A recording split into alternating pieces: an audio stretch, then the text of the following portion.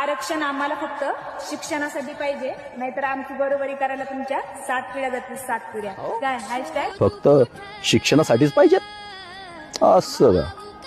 अरे आपण नाही करू शकत त्यांची बरोबरी.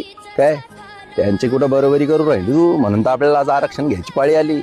काय आणि राहिली गोष्ट, हे असे व्हिडिओ बनवून जातीवाद नको फैलू. झिलपिया तोंडाचे काही व्हिडिओ बनवून राहिली की आमची बरोबरी करायला तुम्हाला 7 जन्म घ्याल. 7 जन्म घ्यायचं कारण नाही, याच जन्मात आपण त्यांची बरोबरी नाही करू शकत. म्हणून आज आपल्याला आरक्षण घेण्याची पाळी येत आहे. आणि प्रेमानं आपल्याला आरक्षण ते पण नाही भेटून राहिलं. काय ते पण नाही भेटून राहिलं.